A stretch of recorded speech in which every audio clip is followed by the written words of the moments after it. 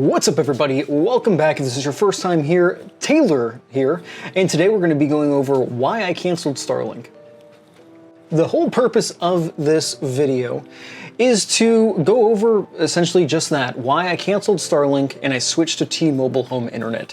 The main premise for me even filming this video is in my local community. There's a Facebook group page for the community and everyone literally every single day is commenting on what internet service provider they should use. Now that's great, I love people being educated, but a lot of the responses that everyone says is like a product was, oh, this is good, but nobody actually gives any raw data. So that's the purpose of this video, is I want to actually go over my usage. I've used Starlink for a year, and this is actually my second time using T-Mobile home internet, and I'll go into why that is here in a little bit. I have a pretty good and lengthy experience with both of them and what to expect, especially over a year of Starlink usage and about a month at this point of T-Mobile home internet. Obviously, Starlink. Most rural dwellers like me frothed at the mouth when Starlink came out because it provided an alternative option compared to HughesNet and all these crappy services. In my area, Central Florida, the only service provider I have an option for that's cable is CenturyLink. Now, some might say, oh, CenturyLink is fantastic. No, not the case. I've lived now for on and off 6 years, and during that entire time, the only service I've ever been offered by CenturyLink was 10 megabytes down and a quarter of a megabyte up. That is absolutely garbage, especially for 2023. My last house, I had a gigabyte down, 35 megabytes up, consistent. That was Spectrum, fiber. Here, not at all. Even though 15 minutes any direction, you're in a major populated city with either Xfinity or Spectrum, just depending on which way you go, north or south. So why CenturyLink and why these crappy old lines? I get it, they're old lines, but really something needs to be done. But let's get to brass tacks. So for the past year, I've had Starlink, and I've absolutely loved it. I've not had any issues, except for one issue. That's not really an issue with Starlink per se. Outside of that, I haven't had really any problems. Sure, speeds slow down when there's a weather storm, no different than T-Mobile. But the speeds do slow down, but they're still reasonable. They're still no less than what CenturyLink would be providing me. The only problem is, the big one, is the cost. Over the past year, using Starlink in the area that I live in, it's not open for residential service, meaning you get best effort, meaning between 6 and 10, your speeds are throttled. And it's kind of apparent in speed tests because anytime outside of that window, you can expect 100, 200 megabytes. That's usually what I got. Now, I know that's a big variation, but that's just kind of what you get with the setup that Starlink is, which we can dive into real quick if you're not aware. So HughesNet, most satellite services, just like Dish Network, sends a transmission up to satellites in like high orbit, whereas Starlink has a special little layer around the Earth where they're a low orbit satellite system. So I don't know if you knew this or not, I'm a graphic designer on the side. It's my little side hustle. We can jump over into my graphic design software where I actually detailed, and I'll show you in picture form how Starlink works. So as you can see, Starlink, or SpaceX, who actually runs the whole operation, starts off with a rocket. This is a rocket, so you've got the space, you've got the seagulls, you've got the sky, and you've got the seagulls, and you've got your rocket. Inside that rocket are a bunch of Starlink babies. What those are satellites. So they are a payload in this rocket, and their plan is to go up to space. So then the thrusters go off with the Starlink babies inside, and the spacecraft rocket launches up into space. So obviously rocket leaving Earth, and as it reaches the low Earth orbit, it releases its payload, which is all the Starlink baby satellites. Those then get into a orbit around the Earth, which provides service to your satellite uplink when you sign up for Starlink. So that's a quick demonstration of how it works. And when those satellites are in low Earth orbit, your satellite dish, this little thingamajigger up here, sends and receives signals from these satellites as they pass over your area. Now, that is where the discrepancy comes from, because as a satellite moves outside of your area, you're gonna lose a little bit of speed, but it's really actually not much because as a satellite is leaving that area, another one is coming into view. So like I said, over the past year, you can expect 100 to 200 megabytes outside of peak times. And here's a couple speed tests in case you want to see them. In peak time is when you start to lose speeds. Now, personally, off the top of my head, maybe only like 1 or 2 speeds were below what CenturyLink would offer. Most of them are in the 20 to 30s.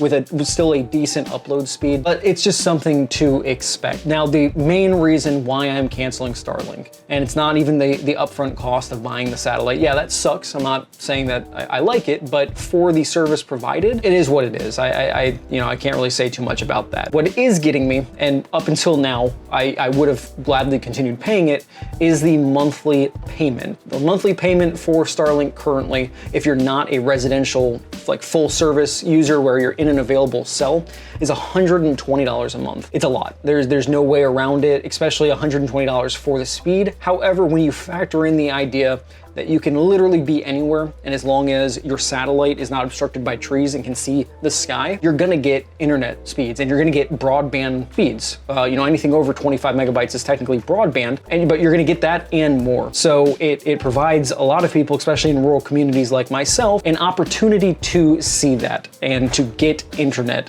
where normally you'd have to pay an astronomical amount for HughesNet. By the way, anyone ever suggests HughesNet, I will gladly accept your donation of whatever you're gonna pay them, and you can call me and I'll buy like the Orlando Sentinel or a newspaper and I'll just read it to you.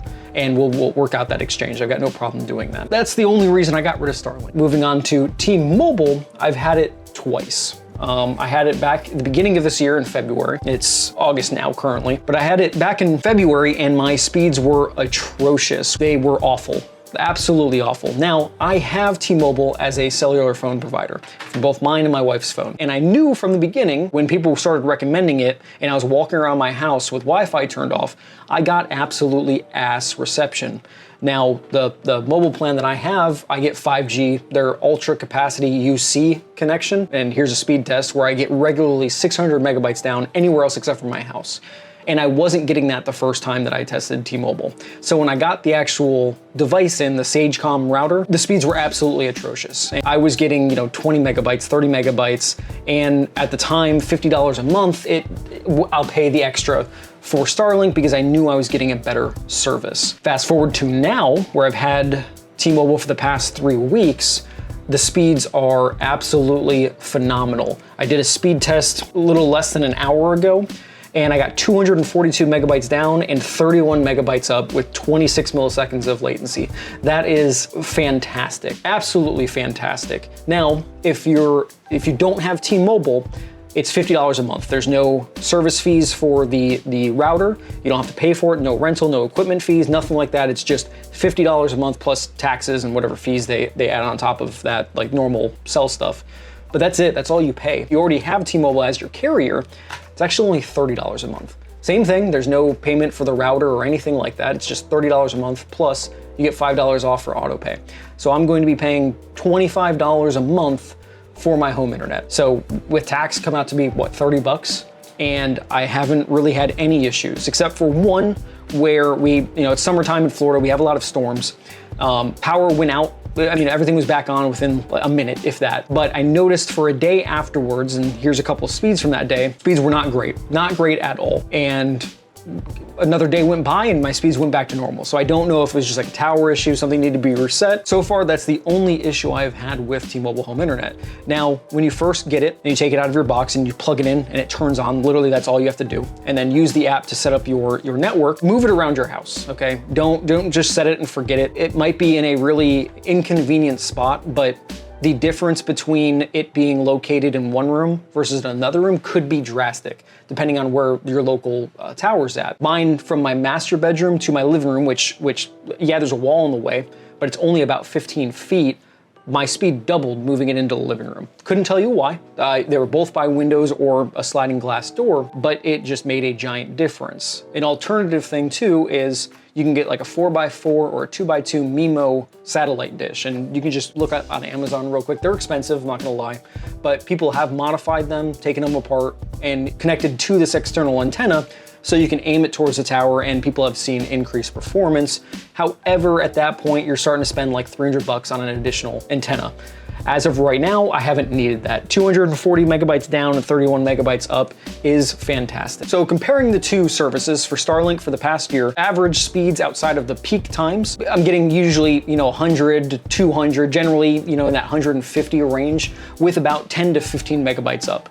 Peak times, yeah, it's gonna drop. There's no getting around that. T-Mobile, however, if we look at this little average test here, I got 132 megabytes down. Disregard the up, for some reason it messed up. I was doing speed test while this was occurring and I was getting 10 to 15 megabytes up. I don't know why the averages in this system, it could have been the server it was communicating with, was messing up. The speed down was consistent, but the speed up was not consistent with this test. I was getting much, much better results. And this little combined test results, what this was I did a test every 30 minutes for 12 hours. So I think it started at roughly about, 10 o'clock and it ended at 10 o'clock. So did 24 tests, one every 30 minutes, and then it did an average speed. And this was even with peak times. That obviously T-Mobile, announces when you're signing up for the plan, because they do prioritize normal phone carriers and not the home internet. But even with that, I still got 132 megabytes down and I was averaging about 10 to 13 megabytes. Now, one additional thing I wanna go over is what my home setup consists of, because everyone's is different. Some people have one laptop, or not even a laptop, they just have an iPad that they go on and browse, Orlando Sentinel or other, news article or news media outlets, and that is literally the extent of their internet usage. To give you an idea, my current network, so it's T-Mobile that plugs into one of my mesh nodes, and my mesh nodes are a series of 4 nodes, one at each corner of my house that provides a universal internet. So regardless if I'm walking from room to room, whatever the strongest signal to one of those nodes is, my phone automatically connects to it because all of them are broadcasting the exact same Wi-Fi. It's called Mesh Network. There's a ton of different manufacturers out there, Netgear, the Orbi systems, or what I have, TP-Link Decos, Asus, there's a ton of them. But that's my system. So, and you might think, well, what does that have to do with internet usage? All the speed tests that I've shown and I'm going to show consist of what's currently on my network right now, which is 53 devices. And that doesn't even include sleeping devices, such as like a laptop that's sitting next to me that's off, my game console that's in a standby mode, an iPad that's turned off, that's active 53 devices right now. With, I'm not gonna say how many, but an undisclosed amount of security cameras, both inside and outside surrounding the house, not to mention the alarm system, all of the cameras constantly uploading and downloading as it's sending video feed to, my services, to also include all the different devices actually inside my house, numerous TVs, my computer that's sitting in front of me, and I'm what some people call a power user. I film videos, I take photographs, I upload it, I download. I like watching, I would just watch Guardians 3 and I watched the 4K enhanced magical version with Dolby Atmos and all this magical stuff. I could not do that on CenturyLink, so that's my kind of internet usage. And even with that, with all these different things running, these are still the speeds that I'm getting, because you have to remember, when you're getting service to your modem router, the T-Mobile home internet thing, or even the Starlink system, you're only getting X amount of bandwidth, and that is now shared amongst all your devices. So if you think about it, I have 53 active devices at the moment, and I'm still getting speeds of 200 megabytes, meaning that if everything was off and I only had one device on my home network, my bandwidth would probably be even higher. And also, a lot of the speed tests I've shown you are done on my phone, and some of them are shown on my computer, like the Excel spreadsheet, where Ethernet, you're always gonna get a faster speed. But I just wanted to interject that real quick because I filmed the whole video, forgot to include that, because that really matters. Because if you only have 1 or 2 devices, your experience is gonna drastically vary from my own. So not to say one is better than the other, but I've put these internet things to the test. For instance, Starlink, they were gonna go and start charging if you used over X amount of data. In 1 month, I used 2 terabytes of data. That's a lot. For example, this one test at 412 on the 26, which, you know, a little bit, but this while I was doing my testing, I got 260 megabytes down and 22 megabytes up. That is fantastic.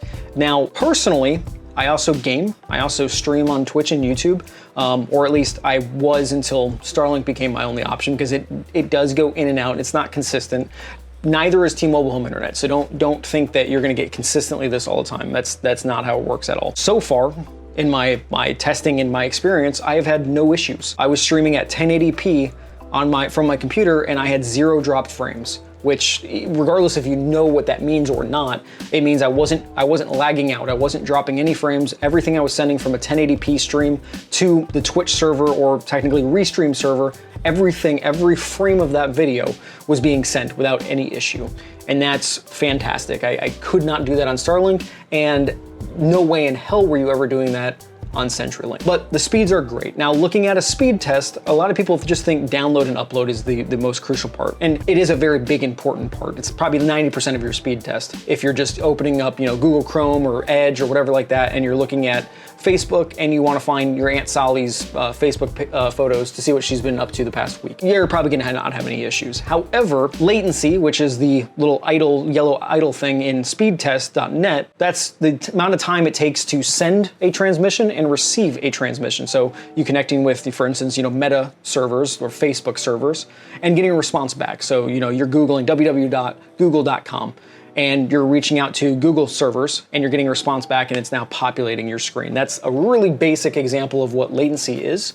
But if you broaden your horizons and you think about, you know, playing multiplayer video games like Call of Duty, where literally every input is a response and receiving a response from a server, you know, pressing left on your joystick to move left, or pressing right on your right joystick to, you know, aim up or something like that. These are constant communications occurring rapidly, while other people, because you're playing a multiplayer game, are also doing the exact same thing. So not only are you sending a response for what your character is doing, you're also getting responses for what other characters are doing, which is why with low and crappy internet, you lag and everyone judders around, and it's really just a unfortunate experience. That's what that is.